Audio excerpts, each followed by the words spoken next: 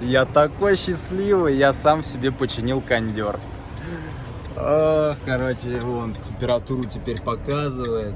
Зашибись. В общем, такая история была. Все, оказывается, кондер не работал из-за того, что когда я менял стекло, я его не приконнектил. Я не смог вытащить. В общем, я просто не знал, как это вытаскиваются-то корни сами. Вот, я просто его поставил, в общем. И из-за этого, из-за того, что термометр, говорю, датчик температуры не работал, соответственно, все взаимосвязано, и кондер не работает из-за этого. Вот. Это я сегодня узнал, когда я приезжал на сервис. Они посмотрели, в общем, вытащили, просто приконнектили, не работает. И все, говорит, надо типа новый. Ну ладно, и новое зеркало, и новое зеркало будет где-то 5 дней идти. Ладно, хрен с ним, поехали, короче. Вот, я сейчас ехал. Сейчас я уже спать стал, думаю, так-ка я разберусь. Короче, разобрал стекло, пошелудил, короче, проводами. Бах! Я, короче, допер, где эти коннектора вытаскиваются. Они вот здесь. Они совсем рядом, я, короче, просто не заметил этого. Там надо было крышку динамика отодвинуть. В общем, бах, и заработал поворотник. Я думаю, вау. Значит, не все потеряно, значит, что-то можно сделать. В общем, я начал ковыряться, копаться. Коннектора, в общем, я вытащил просто напрямую, провода попробовал подсоединить. Датчика температуры. Ничего не получалось. Ничего не получалось вообще. То есть, как будто где-то перебит провод сам. Я, в общем, взял отсюда, просто обрезал датчик. Ну, оставил где-то полметра такой длиной, и уже этот отрезок я взял, подключил напрямую, и вуаля, и все получилось. Кондер заработал, температура показывает, вообще просто это прекрасно, это просто прекрасно. Я вообще счастливый такой, у меня наконец будет кондер. Ох, это просто кайф, это просто кайф. Кайф не от того, что даже кондер, а что я это сам сделал. Это здорово.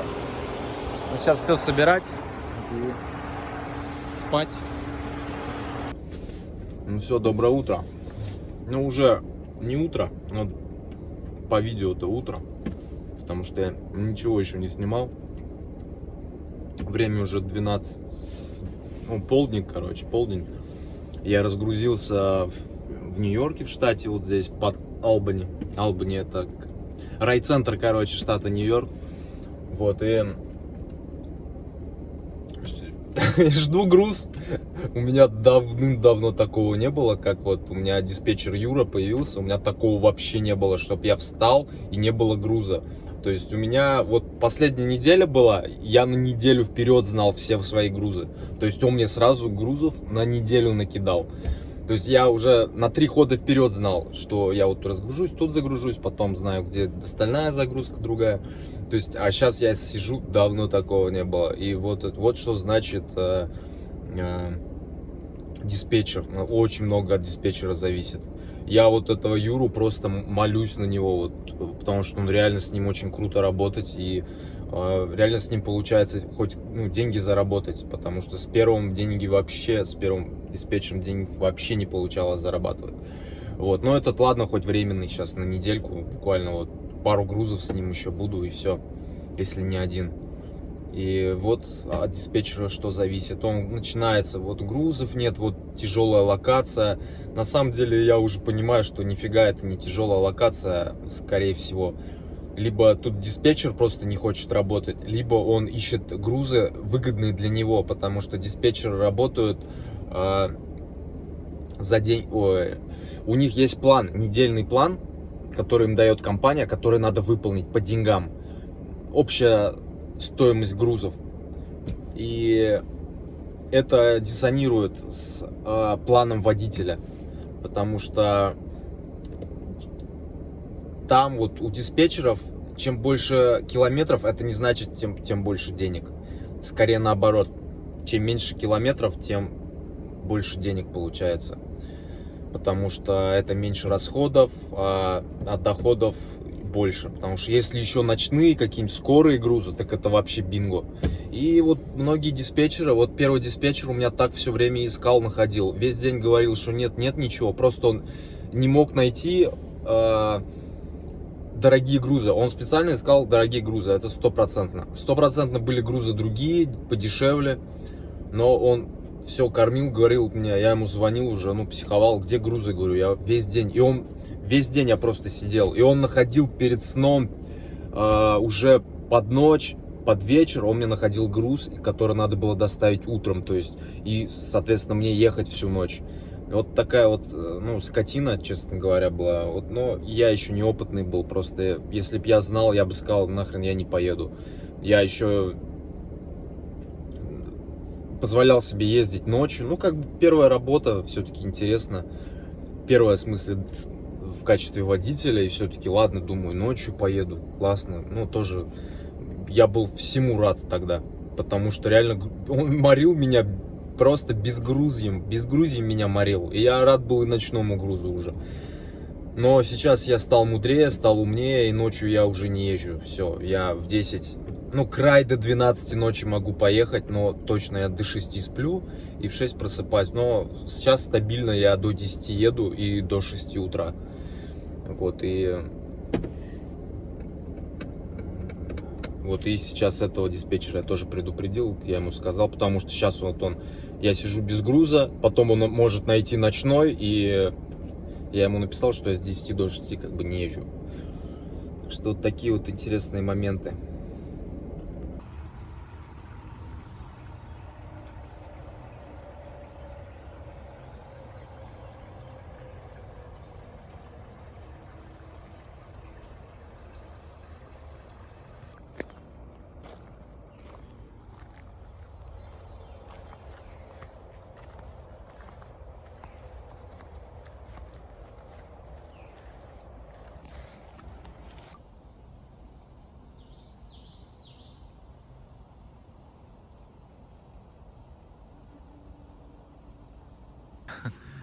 Я сейчас себя подловил на том, что вот у меня комар вот прям над духом позудел, и мне стало так кайфово, потому что все-таки комары и лето взаимосвязаны, как бы лето без комаров практически не бывает, и это настолько родной звук, вот это зудение комара, он у меня не вызвал какое-то отвращение, какой-то рефлекс есть рукой махнуть, да, но вот сейчас он у меня не более того вызвал, потому что тут их немного в этом лесу, и вот какой-то один такой, и мне так кайфово стало, просто вот перед глазами сразу все лета моей жизни промигнули. Сколько их там, 29-е получается это лето, да? Да, где-то так. Вот, и прям поймался на мысли, вот здорово, да, чтобы я комар удовольствие доставил.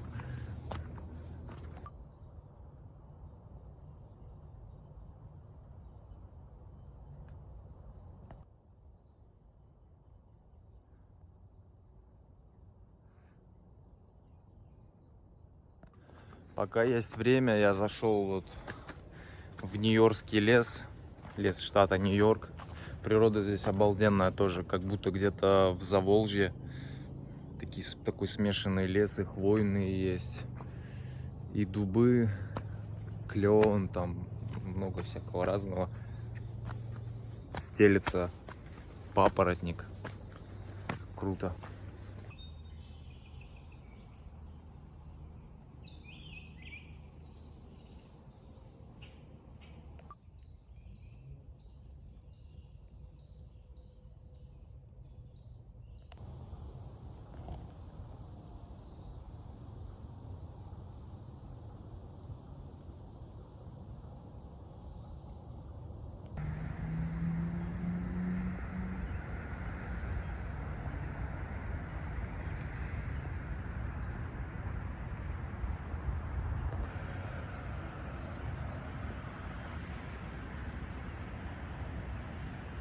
Первая красавица.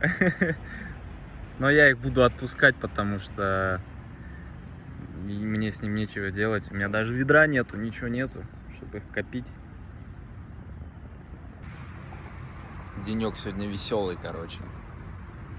Без груза. Сейчас я разгружался под Албани. Вот, сейчас я Уинсдор, короче, это недалеко уже от Нью-Джерси. Да, мне, короче, диспетчер написал, типа, будь недалеко от Ньюарка, Нью-Джерси. Вот, я, в принципе, от него недалеко приехал. Вот, груза сегодня нет. Решил купить удочку, такую маленькую, складную, компактную, как говорится, по запросам трудящихся, потому что давно мне писали, что ты с собой удочку не возишь, такие водоемы. Ну, это рыбаки писали. Я сам не рыбак, но я сейчас вот подумал, а что в натуре, почему не приобрести? Так иногда, когда есть время, желание посидеть, удочку покидать. Вот уже одну рыбку поймал, отпустил. Посмотрим. Здесь такие лососи плавают, огромные просто. Я прям видел вот здесь вот на мелководье, огромные. Честно, я даже не хочу, чтобы они попадались, потому что все равно они же не на жареху пойдут, они отпускать придется, и мне с ними сейчас воевать, с этой удочкой. Я ее еще не сильно понял там принцип ее работы, вот это кнопочки. Но рыба здесь есть. Вот, в общем, кайфую. Взял даже пивасик, вон все. Busch Light. Неплохое такое пиво. По-моему, оно Сент-Луис, Миссури. Ой, кайф.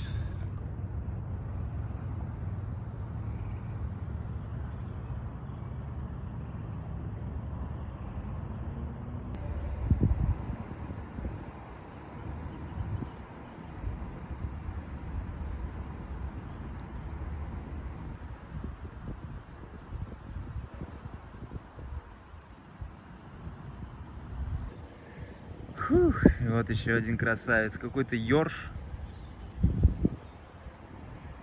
Сейчас тебя отпустим.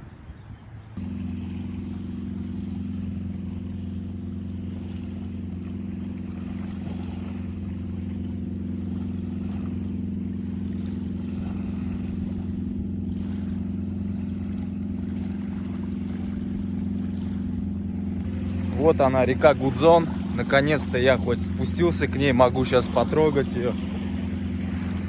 Искупаться, наверное. Вода вообще теплая здесь. Искупаться.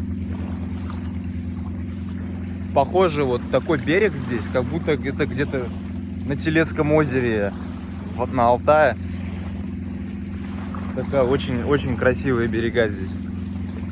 Пологие. Как будто в горах где-то. Ух, класс. Вода вообще теплая на Гудзоне. Реально можно барахтаться, плескаться спокойно.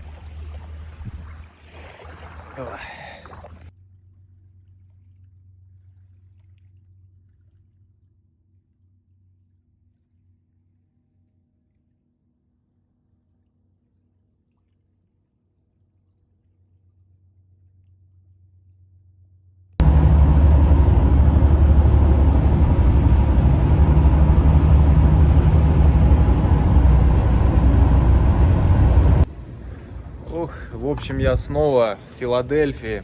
Завтра с утра в 7 утра буду грузиться холодильниками на Флориду или на Флориду. Вот. В общем, 2 дня я без груза. Вчера, сегодня. И вот что значит другой диспетчер. Просто жесть. Я сегодня психанул даже. Я говорю, давайте, короче, домой поеду. Ну, до этого груза еще, потому что этот груз вот только сейчас под вечер мне нашли, скинули. Я говорю, давайте, короче, домой поеду. Не надо мне ваши $50 там за простой, это мне нафиг не надо. Я говорю, вам отдаю и еду. Ну, все-таки меня там, я позвонил владельцу компании, меня убедил, говорит, ну останься, пожалуйста, еще как бы до завтра, до дня, если ничего не будет, поедешь. Ну окей, но и сейчас я поеду через дом все равно, то есть нормально. Загружусь там, чуть-чуть крюк сделаю, там миль 200, наверное, получится. Но это фигня, короче, я все равно и домой заеду. Так что все замечательно, все отлично. Вот, но позлился я, конечно, так нормально. Ну, не позлился, просто как бы психанул. Я же сижу, я ничего не зарабатываю. Там $50 за простой. Нафиг мне эти $50, если я могу заработать как минимум $300. Нафиг мне эти $50. 300-350. Так что... О, военные вертушки.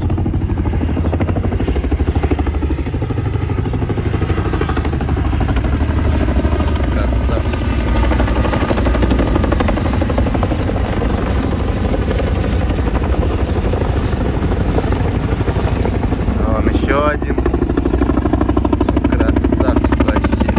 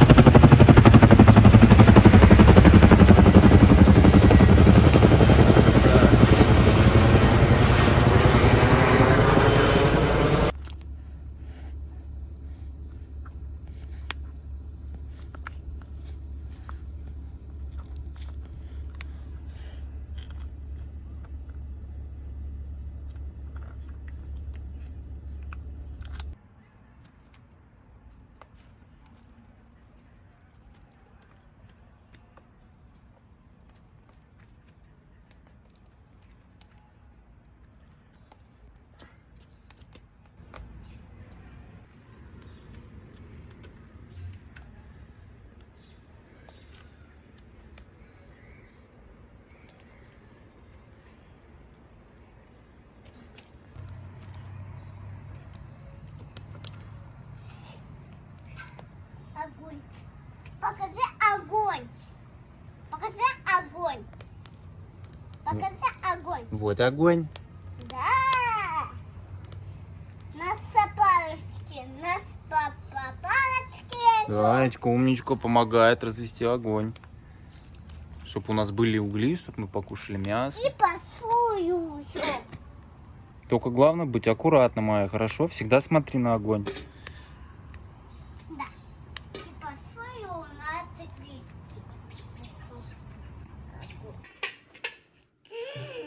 А всегда почему-то цвет какашки получится.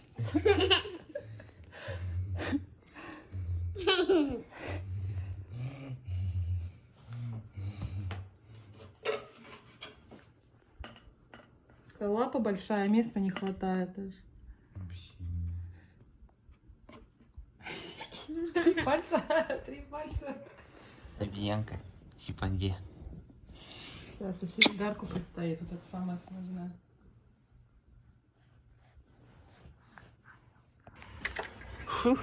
Доброе утро.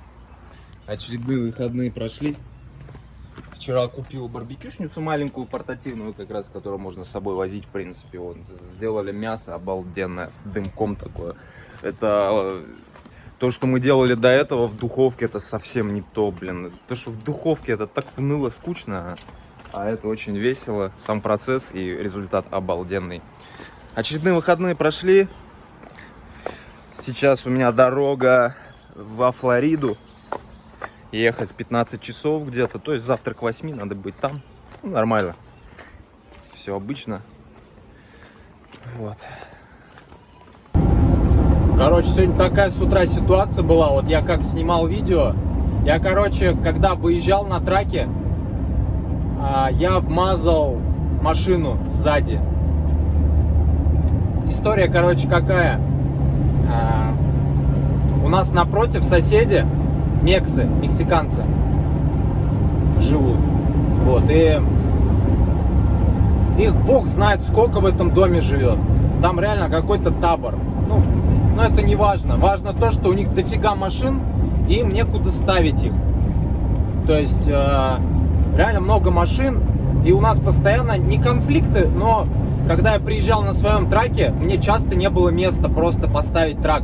Они либо свою машину поставят, либо там оставят такое место, что я не могу заехать просто. И постоянно их приходилось выцеплять, стучаться к ним в дом, чтобы они убрали просто машину и говорили, ну, не ставьте машину здесь, потому что я могу в любой момент дня и ночи приехать. И как бы не хочется попасть в такую ситуацию, если я приезжаю ночью и нету для меня парковочного места, и мне придется куда-нибудь искать. Я же не буду в дом стучаться, правильно? Но не суть. Короче, я дал заднего хода сегодня и не заметил машину. Я забыл совсем, что там стоит машина. У них какая-то новая машина появилась, там BMW какая-то, трешка, что ли, маленькая, короче, двухдверная. И, короче, я такой еду задом, в зеркала ничего не вижу. Еду задом и чувствую толчок и такой характерный пластмассовый треск пластмассы. И я тут, вначале не понял, а потом понял, что там стоит машина. Я что-то забыл, что там машина стоит. Обычно я привык, что там нет машины, и я выезжаю задом, короче, на перекресток там, ну, дворовой. И, короче, вмазался. Но это уже такой второй инцидент, наверное, за год моего водительского стажа. Первый раз был, когда у меня еще не было прав, но меня посадили за трак, когда я работал на мувинге, меня посадили за трак. Вот. И первый же свой рейс я поехал. И, короче, оба раза были по невнимательности. И в первую же свою поездку я на траке в пробке я чуть-чуть боднул переднюю машину. Из-за чего? Из-за того, что у того трака моего была проблема с тормозом. Ну как проблема? Он был просто каменный тормоз. То есть ты не можешь... Там не было такого хода тормоза, да?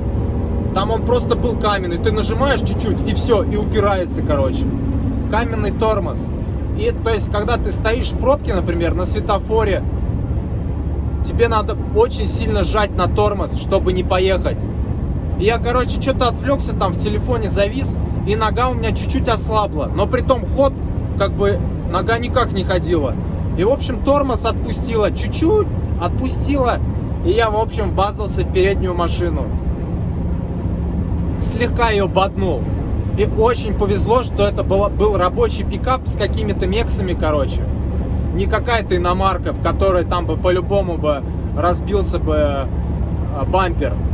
Короче, я вмазался в него, думаю, ёкарный бабай, а у меня ни прав, вообще ничего нету еще. Мексы вышли такие рабочие, уставшие тоже такие после работы. Посмотрели, что-то спросили драйвер лайсенс, есть ли у меня. Я говорю, там типа у босса он, короче, ну что-то сказал.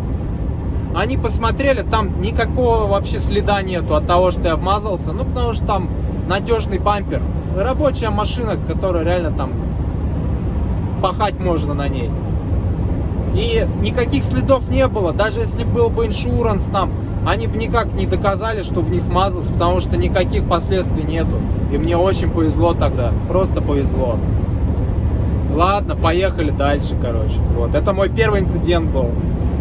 Вот. И сейчас второй вот. Я вмазался, вот, конечно. Тоже по невнимательности, конечно. Но я считаю, что тут вина 50/50. Потому что мы их предупреждали, что не надо ставить машину там, это наша сторона. И тут вот так все совпало, и я как бы по невнимательности вмазал им машину. Обидно, конечно, потому что все равно как бы факт есть факт, я вмазал.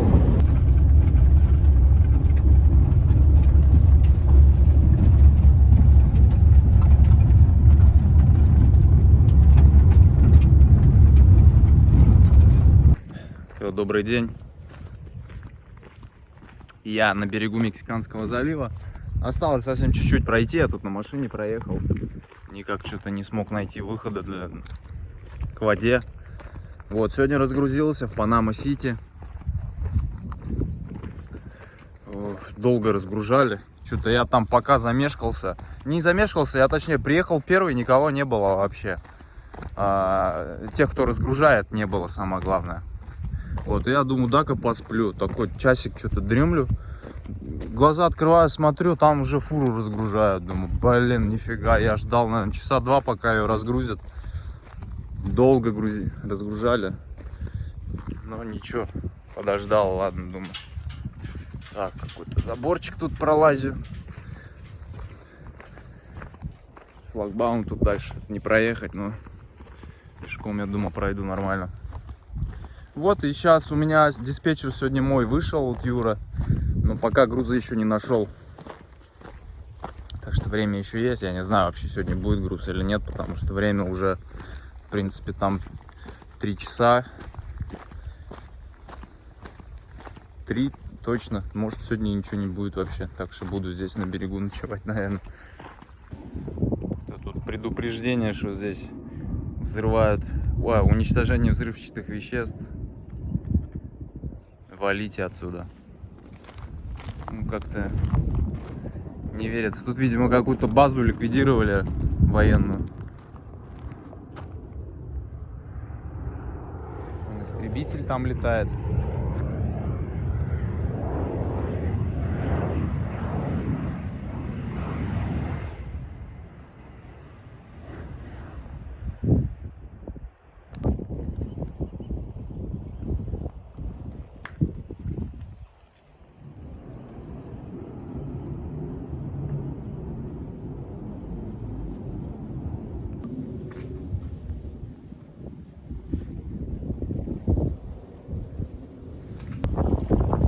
Вот тут какая-то торпеда лежит.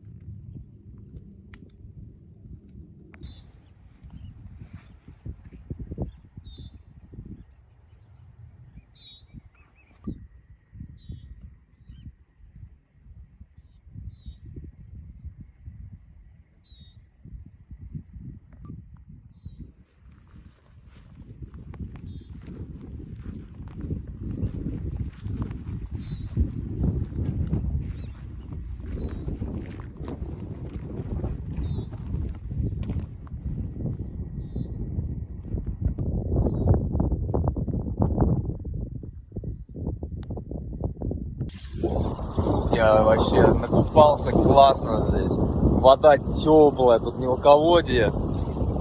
Теплая вода вообще. Просто вылезать неохота. Вот, и тут скаты, потому что мелководье и скатов очень много. Столько раз чуть не наступил, хорошо не вовремя сваливали. Ну вот здесь это полигон, короче, бывший по утилизации боеприпасов. Там бетонная штука, которая снимала, там, видимо, все взрывали, как лабиринт, короче. Там вышка, в общем, старый полигон. Много всяких осколков повсюду валяется.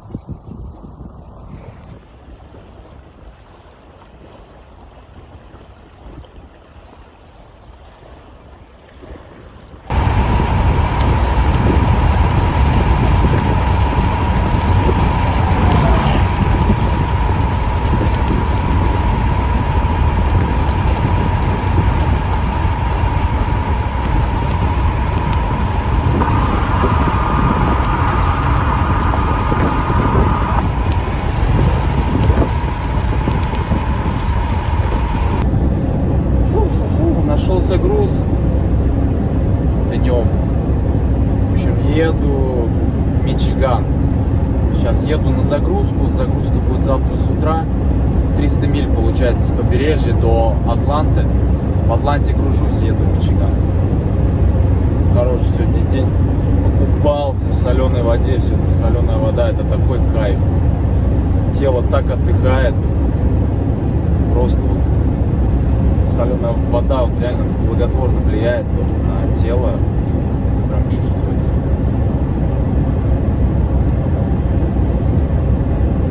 Вот искупался, довольный.